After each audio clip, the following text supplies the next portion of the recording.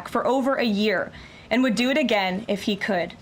This monster used a makeshift flamethrower and Molotov cocktails to light Jewish Americans on fire in an attempt to burn them alive. The victims at the incident location in Boulder were there to rally in support of Israeli hostages who remain in Hamas captivity. 12 were injured, including a Holocaust survivor.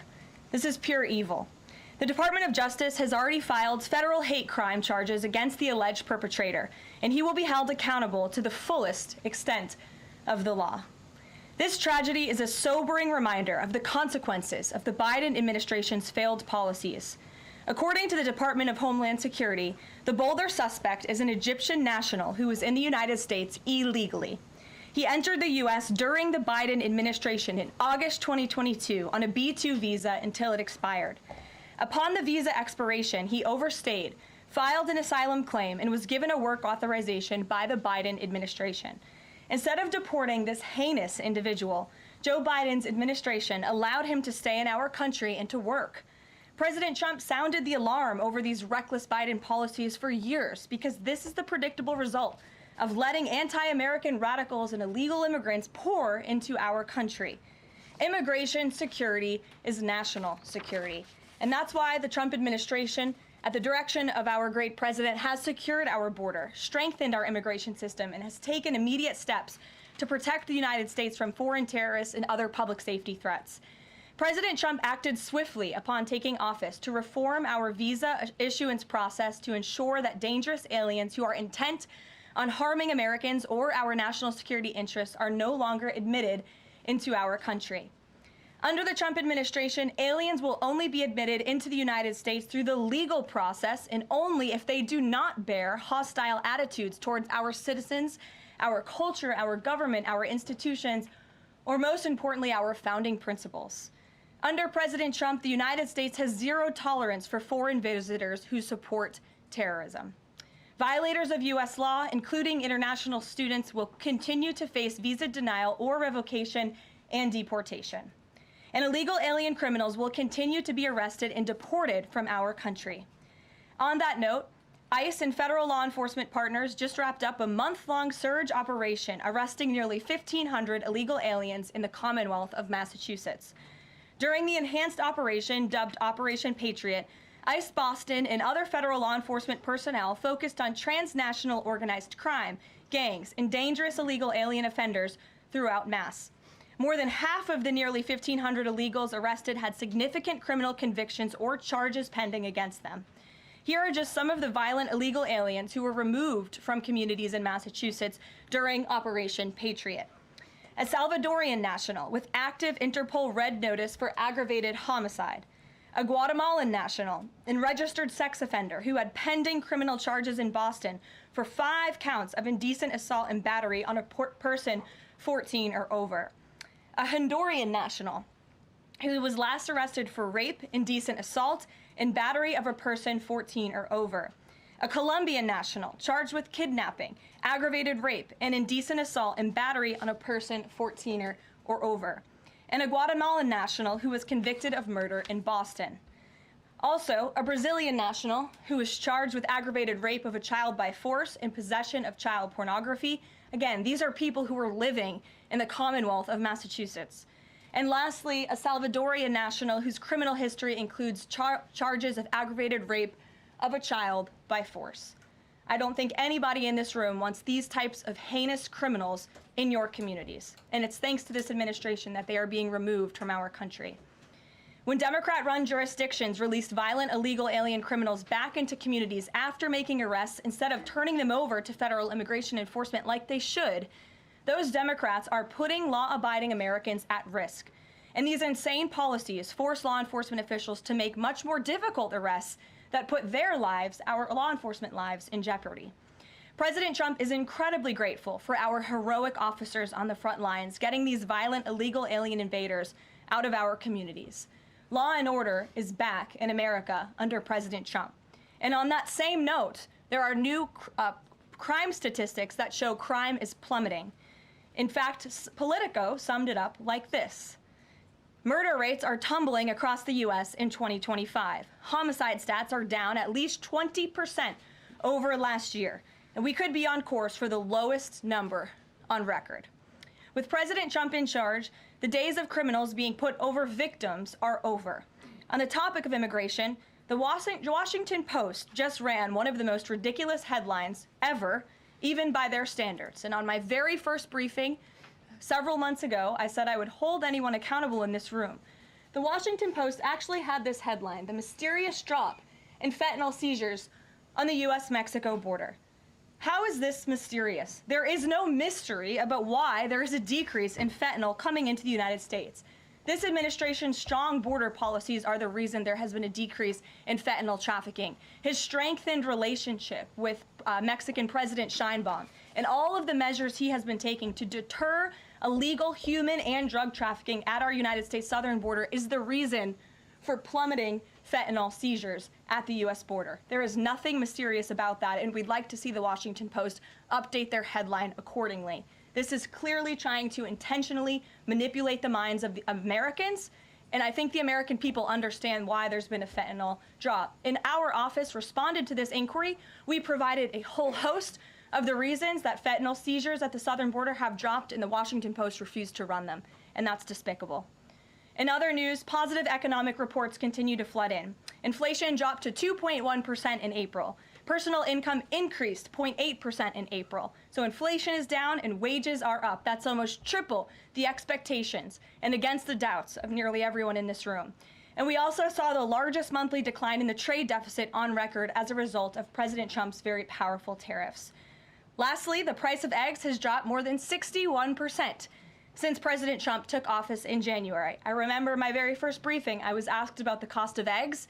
The reporter tried to insinuate it was this administration's fault, even though he had only been here for a few days or weeks. It was a result of the previous administration's terrible policies, and in record time, this president has fixed that problem that he inherited from Joe Biden, and now egg prices have dropped 61% since this president took office. There's a lot of good news, and I'm sure you have a lot of questions, so let's get to them. We have just the news in our new media seat today. Amanda Head, thank you for being with us. Why don't you kick us off? Sure, thank you so much. There is a disturbing trend of anti-Semitism turning into terrorism. Of course, the Boulder, Colorado instance that you just mentioned, the 2 Israeli embassy staffers who were murdered, Pennsylvania governor's mansion with the Jewish governor inside getting set on fire. Does the president consider this domestic terrorism? And as such, are there official alerts to law enforcement, BOLOs, task forces, things like that? The president has made it very clear, as he said in his statement yesterday, that yes, these anti-Semitic acts of violence are do qualify as terrorism, and he does not want to see terrorism or violence of any form taking place in the United States of America. And as for specifically anti-Semitic terrorism and anti-Semitic acts of violence and those that are targeting Jewish Americans, this administration has done more to combat that violence than any administration in history. And one incident is one too many, and I think, frankly, that's something the previous administration was not willing to say. This president will stand up for Americans of all religions, of all faiths, of all creeds, and we will continue to look at policy measures and actions that we can take in addition to the actions that have already been taken to curb this anti-Semitic violence. And to Jewish Americans at home, across the country, this president has your back. And then on another issue, back in February, Secretary Kennedy created a commission to re-examine the childhood vaccine schedule. But there are still states outstanding like California, Connecticut, Maine that are not allowing any religious exemptions for kids, not only to go to school, but to participate in sports and extracurricular activities. Would the president want to see religious exemptions allowed across all 50 states? And how do you enforce that, especially with states like California that are already defying the president on the men and women's sports issue? Generally speaking, I know the president supports religious exemptions for families when it comes to vaccinations. As for the instances in those specific states, I'll have the administration and the White House look into it and see what executive action, if any, we can take on that front. Thank you. Kelly. Good afternoon.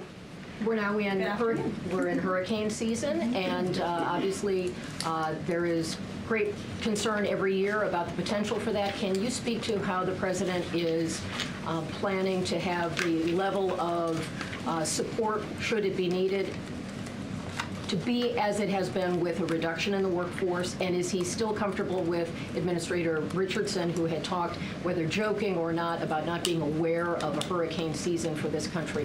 What is the president's level of briefings on what may be required? If you could give us kind of an overall update on that. Sure. Well, of course, we know that we are into hurricane season now, and I know FEMA is taking this seriously, contrary to some of the reporting we have seen based on jokes that were made and leaks from meetings. But Secretary Kristi Noem and the FEMA leadership are all over this. They are committed to ensuring that federal resources and tax dollars are there for Americans in need, and the president continues to review requests for emergency aid and carefully considering them.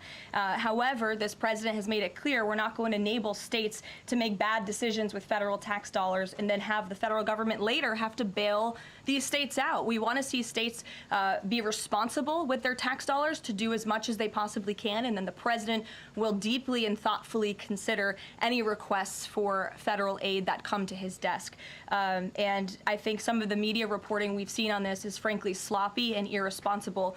There are serious people who are taking this issue seriously, starting with the president himself, who, as you know, on his first domestic trip back in office, visited both North Carolina and California, both of which were, of course, hit by natural disasters when he wasn't even president, but he took ownership of that and visited those places and those people immediately. Is it Brian? about hurricane season appropriate, though, now that this is serious business, as you talked about? It's serious business, Kelly, and I'm not going to engage in such fodder with a question like that. Brian? Thank you, Caroline.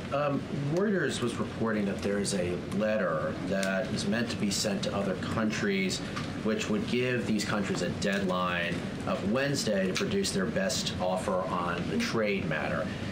Why does the administration feel the need to send this letter? And I have one more follow-up on trade. Sure. I can confirm the merits in the content of the letter. USTR sent this letter to all of our trading partners just to give them a friendly reminder that the deadline is coming up. And they are in talks. Ambassador Greer, Secretary Bessent, Secretary Lutnick are in talks with many of our key trading partners around the globe. As you know, Brian, I know the Wall Street Journal has covered this quite heavily.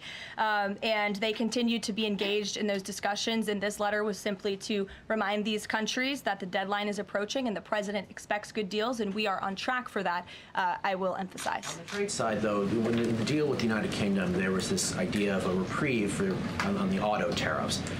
Is the president looking to do another similar deal on the sector-by-sector reduction in tariffs, or is this more going to be deals related to the reciprocal tariffs that were announced months ago? Well, as I've said previously from the podium, and the president has discussed as well, each country has unique advantages, unique challenges to it based on their markets and what they export to us and what we export to them. And so that's why the president smartly advised his trade team to engage in tailor-made deal-making. And we saw that with the United Kingdom, and we will see that with other countries as well.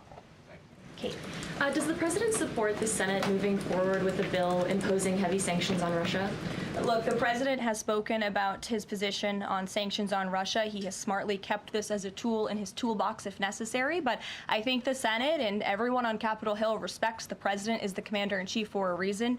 And as you know, Russia and Ukraine engaged in direct talks yesterday. That was at the encouragement of this president when he spoke to both leaders of both countries via phone just a couple of weeks ago. And so I would just like to remind everybody how far we have come in just 4 months. I mean, it was inconceivable last year at this time for Russia and Ukraine to be engaged in direct talks. And it's because of the president's insistence and determination to get this war to an end that these countries sat down yesterday. So he's willing to use sanctions if he needs them, and the Senate and the Capitol Hill understand that the president is the commander-in-chief and he's leading United States foreign policy as he should. Iran, the president said that the U.S. would not allow for any uranium enrichment, but the proposal offered to the Iranians reportedly allows for low levels of enrichment. Can you explain that discrepancy? I'm not going to comment on alleged details of the report. We're not going to negotiate through the media out of respect for these ongoing discussions and negotiations that Special Envoy Witkoff is leading. The president made his position very clear on Truth Social last night. In fact, it couldn't be any more clear, and I would reiterate that's his position. Special Envoy Witkoff sent a very detailed and acceptable proposal to the Iranian regime that the president hopes they will accept, and if not, they will face grave consequences, as the president himself has reiterated. Sure. Thanks, Caroline. You're welcome. A couple of things, if I may. Firstly, can you confirm whether or not President Trump is going to be going to the NATO summit in The Hague later this month? I can confirm he will be going to the NATO summit, yes. Great, thanks. And another question on the Netherlands, in fact. Just wondering if you have any reaction to the collapse of the Dutch government there after the anti-EU and anti-Islam leader Geert Wilders, who's been described as the Dutch Trump, pulled out of the government there. I don't have a comment on that, but certainly we should and we will get you one, okay? Thanks. You're welcome. Brett. Thanks, Caroline. I wanted to ask, a couple days ago, the president announced that he was withdrawing the nomination of Jared Isaacman to lead NASA, citing a thorough review of prior associations. I wondered, why did this review happen just now, after the nominee was so far into the process? And can you explain the president's thinking on who he might choose? Look, the president reserves the right to nominate individuals to key administration posts. He also reserves the right to remove those individuals if he chooses, just like he reserves the right to fire anybody in the executive branch that he wants. And so a new replacement for NASA will be announced very soon, as the president himself said. Was there something in particular that came up that caused the president concern with this nomination? The president wants to ensure that all of his nominees are aligned fully with the America First mission of this administration. And again, he will be announcing a replacement very soon. Andrew, go ahead. Thank you, Caroline. You're welcome. It's been just about a month since President and Prime Minister Starmer announced... Can't see you all the way back there. Those heads in the way. Well, he's very There you go. So it's been just about a month since Prime Minister Starmer and President Trump announced that the U.S. and U.K. had reached a trade deal, right. or at least a framework for a deal. Now there are at least some conservative MPs in London who are complaining that Parliament has not yet seen the text of any deal.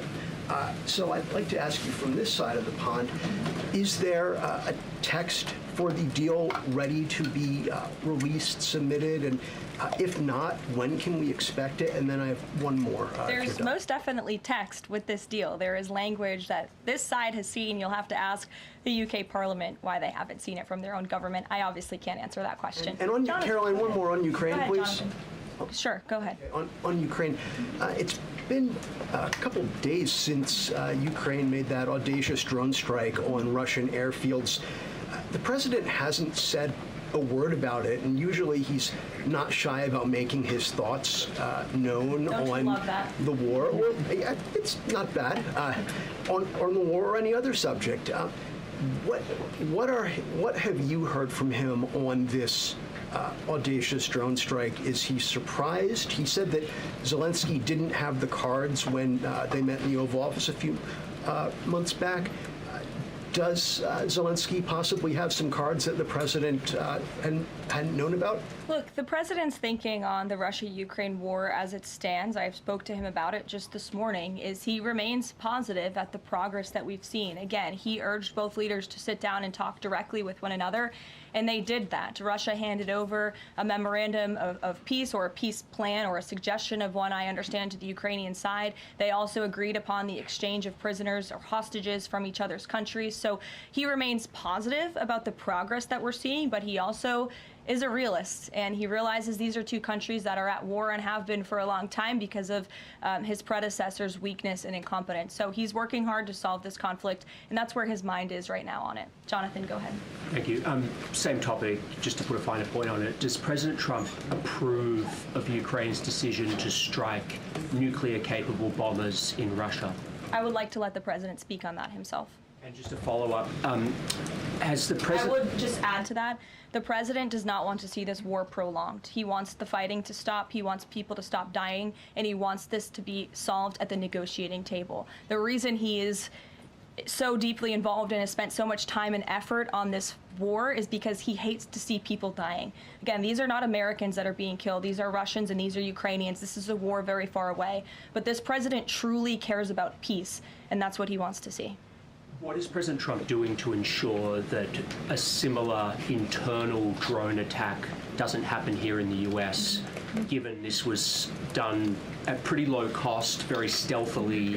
You know, it obviously raises questions about our own security, particularly for US aircraft here. It absolutely does, and that's why the president nominated Secretary Hegseth and has approved some of the changes that have been made at the Pentagon to ensure that we have the most lethal fighting force in the world, and that the United States military is the best, the biggest. That's why he wants the One Big Beautiful Bill to be passed, because it increases our defense spending. It's why he also launched the announcement of the Golden Dome to prevent from missile strikes and attacks in the future. And the president has a full understanding, I can tell you because I've spoken to him about it, about the future of warfare and how drones are a big part of that.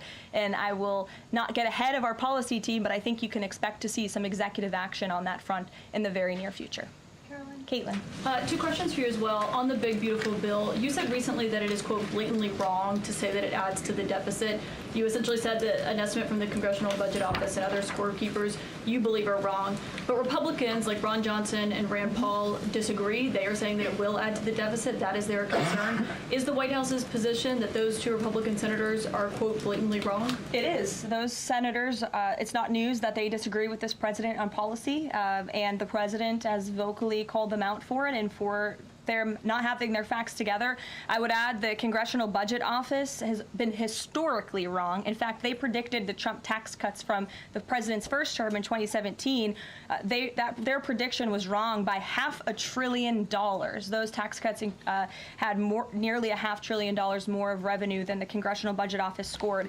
And I would also point out, I don't think many people know this, there hasn't been a single staffer in the entire Congressional Budget Office that has contributed to a Republican since the year 2000. But guess what? There have been many staffers within the Congressional Budget Office who have contributed to Democrat candidates and politicians every single cycle since. So unfortunately, this is an institution in our country that has become partisan and political, and we are very confident in our own economic analyses of this bill. There is $1.6 trillion in savings, and our Office of Management and Budget Director, Russ Vought, is a fiscal hawk. He is well known in this city for being a well-respected fiscal hawk. He has tools at his disposal to produce even more savings. And as you know, the White House will be sending our rescissions package to Capitol Hill today. And on immigration, the other day that the Homeland Security Secretary said, and I'm quoting her now, that an illegal alien threatened to assassinate President Trump and highlighted his arrest. A man has now admitted to framing him, saying that he wrote the letter that the DHS Secretary Kristi Noem posted online. Last I checked before I came into the room, that post was still up from DHS. Does the White House expect them to issue a clarification or a correction on that We front? can ask the Department of Homeland Security and get back to you. Jeff. Caroline, is the United States putting pressure on China to release its hold on rare earths that are hurting car companies and technology companies now that require that for their products, and is that pressure working? Well, I can assure you that the administration is actively monitoring China's compliance with the Geneva Trade Agreement. I know the United States, on our end, we have complied with the terms that we set, and our administration officials continue to be engaged in correspondence with their Chinese counterparts. And as you all know, and I know there's a lot of interest in it, there will be a leader-to-leader talk very soon. And when that happens, as always, we will let you know. Also in Asia, does the White House have a reaction to the results of the election in South Korea? Yes, we do. In fact, let me find it here for you. It should be somewhere in here. Thank you. We do not, but I will get you one, Jeff. Go ahead. Thanks, Caroline. Two questions on trade. Is this letter that was sent to trading partners a sign that the president isn't satisfied with the pace of these negotiations? Is he trying to light a fire under these talks now? Well, look, the president has been very direct to our trading partners in his conversations with them, with foreign leaders directly, that they need to cut deals with the United States of America. The tariff agenda of this president, he believes very strongly in it. And as you've all seen, he's unafraid to use tariffs to protect our industries and protect our workers. But he wants to see these tailor-made deals be signed. And I will tell you, of course, I never want to be the one negotiating with the press about these internal discussions and deliberations. But our team, who is deeply involved in this, sees these deals moving in the right direction. In fact, Ambassador Greer is in Paris right now meeting with many of our trading partners. We should still expect this flurry of deals in the next 36 days, and the plan is still for those full tariffs to go back into effect on July 9th. The plan is for the announcement of these deals to be made very, very soon, yes. Sure. Thank you, Caroline. You're welcome. So Governor Whitmer confirmed that she spoke with President Trump about the possibility of pardoning the plotters against her, the kidnapping case. She didn't give us an idea of what the president's reaction was to that. Do you have any information about what he said? Well, I won't reveal the president's private discussion unless he gives me liberty to, but I will reiterate what he said publicly when he was asked by one of the journalists in this room in the Oval Office a couple of weeks ago about the pardons. He said it's something he would look at, nothing more, nothing less. Haley, go ahead. Thanks, Caroline. And then to Kelly next to you. Thank you. When it comes to the leader-to-leader call with Xi Jinping this week, what is the president's expectation of this call? Is he looking for concrete outcomes out of this, or is he looking to kind of warm relations as these trade talks are ongoing? Well, President Trump and President Xi have shared a respectful relationship throughout the years. And again, I won't get ahead of the president on that call, but as always, after, you'll hear directly from the president or from myself or someone else here at the White House. Kelly. Caroline, thank you. I want to get back to the anti-Semitic behavior that's been going on college campuses, as well as recently in Boulder, Colorado. The president, as you know, has the White House Faith Office, the Religious Liberty Commission, as well as the Anti-Task Force on Anti-Christian Bias, which includes anti-Semitism. From a whole of government perspective, and the president has already mentioned how he hates these kinds of acts that have been going on, can these entities and these agencies work together with the president to put out a proactive campaign to help people stop the hate? I think the president himself has been leading on this, Kelly, and has been incredibly clear in his rhetoric that he is not going to tolerate such hate or behavior in the United States of America. And you will see that rhetoric being followed up by action from the Department of Justice, who is seeking to prosecute these cases to the fullest extent of the law. And I know the Attorney General and the FBI Director were very quick to call this what it was, targeted terrorism. And there was some, I think, criticism from the media and well, at least pundits I saw on television saying, are they too quick to jump here? No. They see the facts and they reveal those to the American people, and they're transparent. And I think, frankly, that's a breath of fresh air from what we experienced in the previous administration. Are there programs that they can put in place to campaign against this kind of violence, to actually take the whole approach and say, we want to get ahead of you. If you're thinking it, don't do it. And if you're going to do it, sit down and talk to someone within the Faith Office, within the Religious Liberty Commission, as well as the task force. Yeah, surely. It's a good idea, and I'll pass it along to them. Peter. Thank you, Caroline. When you look at these last-minute Biden pardons, the big ones, Biden siblings, Fauci, January 6th committee. That's right. Most of the big ones have the same very neat signature. We would expect that probably to be the autopen. There is one that looks different. It looks authentic. In fact, if you look at the last name, it almost looks like the president was having a hard time spelling his last name there. Is this White House of the opinion that the only pardon that would count is one that the president signed himself? It's very interesting. Very interesting props. If you want to bring them to my office later so I can take a closer look, I would like to do that. The president is making a good point when he discusses the usage of the autopen. Who was running the country for the past 4 years?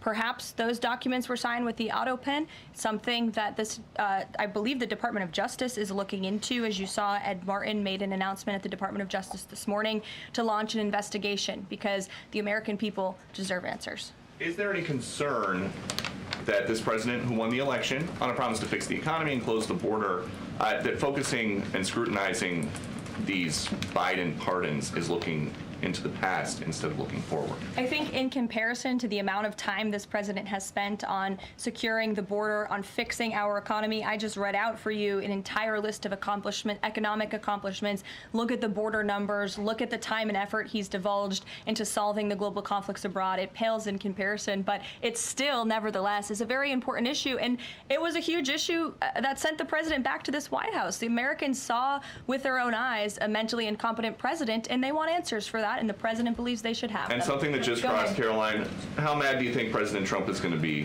when he finds out that Elon Musk said, I'm sorry, but I just can't stand it anymore. This massive, outrageous, pork-filled congressional spending bill is a disgusting abomination. Shame on those who voted for it. You know you did wrong. You know it. Look, the president already knows where Elon Musk stood on this bill. It doesn't change the president's opinion. This is one big, beautiful bill, and he's sticking to it. Cameron. Thank you. The National Security Council was reorganized, or some staffing changes were made the Friday before Memorial Day. I'm hoping you can explain sort of the new structure, or what the structure is of the National Security Council, what the goal is in terms of staffing levels. What is the new National Security Council mode? Well, as with everything in this White House, it is a top-down approach. The president is here. He is president. He's not an autopen like the previous president was. He's very much involved in literally every policy discussion and decision that takes place. And we felt it was best to reorganize the National Security Council to respond to that top-down approach that we have here in this White House, and to streamline the efficiency and the effectiveness of the National Security Council. And I would add that Secretary of State Rubio and now National Security Advisor Rubio is doing a tremendous job at leading the National Security Council. He knows the president. He understands where the president is on these issues. He's great to work with here at the White House. I can tell you that. I appreciate seeing him a lot more in the building. And he and the president and the entire National Security Council, who's made up of great patriots who love this country, are doing a tremendous job on the many conflicts around the world that this administration inherited. Is there a goal staffing level? I'm sorry? Is there a goal for the staffing level, like the number of people who would be in this National Security Council? We just want the National Security Council to be as efficient as possible, and if staffing needs are necessary, I'm sure Secretary Rubio would not mind hiring people if necessary, but again, we've been working with them day in and day out, and they're chugging along and doing great work. Sure. Thank you, Caroline. Two questions, if I can. President Trump got involved himself in presidential election in Poland by supporting a conservative candidate who ultimately won. Yeah. What does it mean for the future U.S.-Polish relations? What's likely to change? Well, I believe the president is obviously pleased to see the result of the Polish elections. He met with Karol Nawrocki, if I'm pronouncing that correctly. Yes, Nawrocki. Okay, thank you. I appreciate your insight on that. He met with him at the White House, and he told him, you're going to win because you support common sense. And he supported strong borders in Poland. He supported an end to the woke, radical DEI stuff that we've seen not just here in the United States, but really take over Europe and, frankly, the whole world. He was very outspoken about that.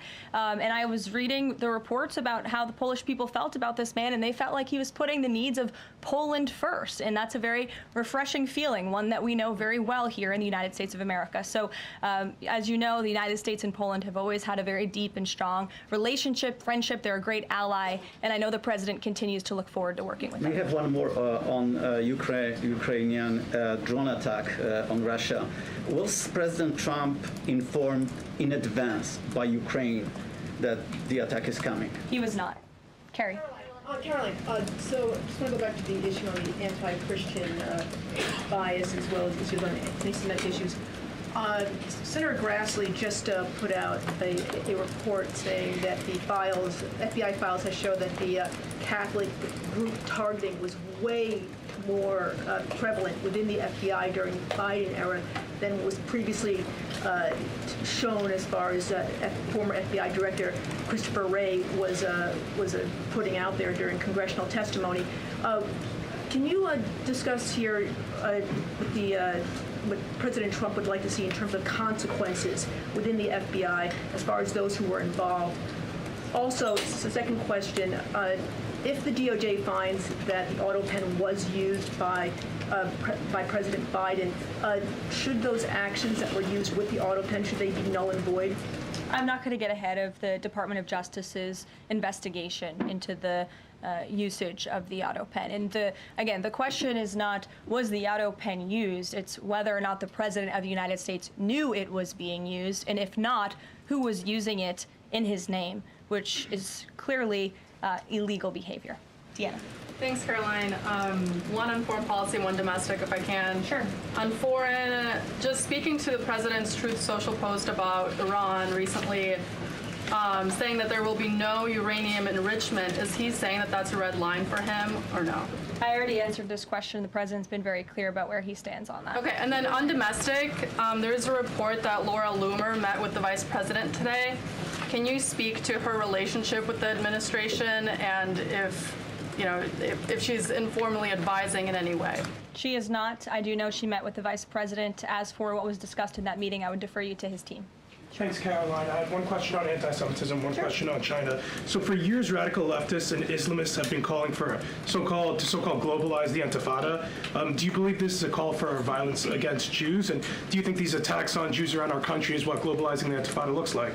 I don't want to speak to the merits of those claims without looking into them, but as I said, any violence against Jewish Americans will be prosecuted to the fullest extent of the law. Absolutely. And also, Secretary of State Rubio made an announcement saying he'll be revoking visas of certain Chinese students, including those with connections to the Chinese Communist Party. Does that include sons and daughters of politicians, presidents, and chairmen? Again, Secretary of State Rubio has the right to revoke visas, and he made the announcement that the State Department will begin to aggressively revoke those visas of Chinese students who are in our country, namely those with Chinese Communist Party ties, or those who could be a threat to our national security and the interests of the United States. To both of you, go ahead and then back to you. Thank you. There are now reports that Israeli forces are firing on Palestinians trying to get aid from the Gaza Humanitarian Foundation. Up to 20 people, according to the Red Cross, have arrived to the hospital that they've set up with gunshot wounds, have died from them. Is this administration aware of these? And I mean, what is being done to address this situation? The administration is aware of those reports, and we are currently looking into the veracity of them because, unfortunately, unlike some in the media, we don't take the word of Hamas with total truth. We like to look into it when they speak. Unlike the BBC, who had multiple headlines, they wrote, Israeli tank kills 26, Israeli tank kills 21, Israeli gunfire kills 31, Red Cross says 21 people were killed in an aid incident, and then, oh wait, they had to correct and take down their entire story, saying we reviewed the footage and couldn't find any evidence of anything. Oh. Okay, so we're going to look into reports before we confirm them from this podium or before we take action, and I suggest that journalists who actually care about truth do the same to reduce the amount of misinformation that's going around the globe on this front. John. About the change in the leadership of the organization, what does that mean going forward, and why so early on is this happening? What organization? The Gaza Humanitarian Foundation. Well, look, this was a creative idea that the president called for to get aid into the region. These people were desperate and starving, and the president didn't like seeing imagery of that, and he wanted to ensure that aid was brought in with the approval of Israel for understandable reasons. We will never forget the brutal attack on October 7th. And again, this is something that the previous administration was unwilling to put the time and effort into doing. John. Thanks a lot, Caroline. I want to bring it back to the way you began your briefing, talking about the president's mass deportation program and his priorities. 40% of crop farm workers in the U.S. are undocumented, and that's according to the Agriculture Department. Do they have a carve-out in terms of the president's mass deportation program? The president and the Trump administration have been very clear. If you are in the country illegally, you are subject to deportation. Is there any concern that, given that large number, if that number is correct, 40% of crop farm workers being undocumented, that could impact the food supply here in America if those individuals that obviously help pick crops all across the country are deported en masse? Again, this administration is focused on deporting individuals who are in our country illegally. It's something we have to do. We cannot allow the previous administration's invasion of our country of illegal immigrants to continue. We just can't have it. And this is a law and order president. As for our farmers and their concerns, they have a president who has their backs and listens to their concerns and hears them. But we also have a legal pathway to come to this country and work specifically for agricultural work. So there's a legal way to do it, and we encourage that legal pathway, and we're currently working on strengthening our legal immigration system for that reason. Sure. Thank you, Caroline. I just wanted to follow up on your statement last week regarding the Maha report. Sure. You said that there was, I understand there were some formatting issues with the Maha report that are being addressed. and that report will be updated. We also understand that since that, there have been some citations that came about. There's citations of studies that either did not exist or did not back up the report's conclusions. So when you were referring to formatting errors, is that what you were talking about, or was it, could you just explain that? Yeah, that's what I was talking about. There were formatting errors, and those errors were updated by the proper policy components here at the White House, and a new report was issued. So exactly what I said took place. Sure, go ahead, Alec. Yeah, good to see you. Good to see you. Congresswoman Mary Miller suggested that changing Pride Month to Family Month. I would personally like to see maybe a nuclear family month. Some people are saying, let's get a Veterans Month. Does the president have any plans on making a proclamation, or is it just going to be June this year? Well, there are no plans for a proclamation for the month of June, but I can tell you this president is very proud to be a president for all Americans, regardless of race, religion, or creed. Caroline. Reagan, go ahead. Thank you, Caroline. And then I'll go to you. Thank you. You're welcome. Colorado passed sanctuary protections for illegals 1 month before the terrorist attack this weekend. 2 questions. Why did the DHS remove the sanctuary cities list that it had published, which was ordered by the president? And then what is the administration going to do to further crack down on sanctuary jurisdictions to prevent attacks like what happened in Colorado? Sure. The Department of Homeland Security will be issuing a new list of sanctuary cities, an accurate list of sanctuary cities. As for what we're doing to crack down, the president has signed various executive orders and has directed the Attorney General to prosecute state and local officials who are not complying with federal immigration authorities and, most importantly, federal immigration law. Thanks, Caroline. Thank you, Caroline. Oh, yeah. Thank you very much. Go ahead. So, does the president take calls from foreign leaders on the tariffs on steel and aluminum? Does he still intend to double them tomorrow morning? The president will be signing that executive order today, and steel and aluminum tariffs will be going to 50%, yes. No way it's going to change, or it's going to be suspended? He made that announcement in Pennsylvania, and he plans to deliver on that promise to Pennsylvanians. And why is he hiking it? And Ed, go ahead. Yes. I can answer that, but go ahead, Ed. Oh, yes. Thank you, Caroline. So a Chinese Foreign Ministry spokesperson today said that the U.S. imposed harmful measures like new chip controls and pledging to revoke Chinese student visas. So are the Chinese the victims in this trade back and forth? Look, I don't think anyone is the victim. These are 2 strong countries, and as I said, the president has a good relationship with China's president and leader, and that discussion will take place later this week. And what other authorities is the president looking at for tariffs should the decision in the appeals court not go his direction? Well, right now, his tariffs remain in effect. We spoke at length in my briefing last week about that decision that came down from the International Trade Court, which has been put on pause because the president absolutely does have the authority to implement tariffs and to declare a national emergency for our crippling trade deficit. He could always have the power to use Section 202 or Section 301 as well to impose tariffs if he deems necessary, especially Section 202 tariffs, which are sectoral, as you know, to protect our critical supply chains here at home. Thanks, Caroline. You're welcome. You've got U.S. business leaders begging for certainty. So why did the president suddenly decide to hike tariffs on steel and aluminum again? You also have U.S. business leaders begging to meet with this president and begging to come to the White House to talk to him because they know that he is a negotiator in chief, that he's making good deals on behalf of the American worker and the steel worker, in particular when it comes to the steel and aluminum tariffs, which he discussed in his speech at length at Pennsylvania, and the need for them. And I would just add, I was at that speech on Friday with the president, and there were 2,000 steel workers and their families in the room, many of them wearing their hard hats. I spoke to one backstage who said this is the greatest thing that has happened for that community in Pittsburgh, Pennsylvania in 60 years, because this is a president who doesn't just talk the talk, he walks the walk too, and he's delivering on his promises to bolster our steel and aluminum industries in this country and to protect those jobs. If not for this president, that steel plant in Pittsburgh, Pennsylvania would have closed. Those jobs would have been lost, and the president saved that company, he saved those jobs, and he's saving that community, and that's the intention of the steel tariffs, which he will sign later this afternoon. Thank you very much, everyone. We'll see you later. Friday for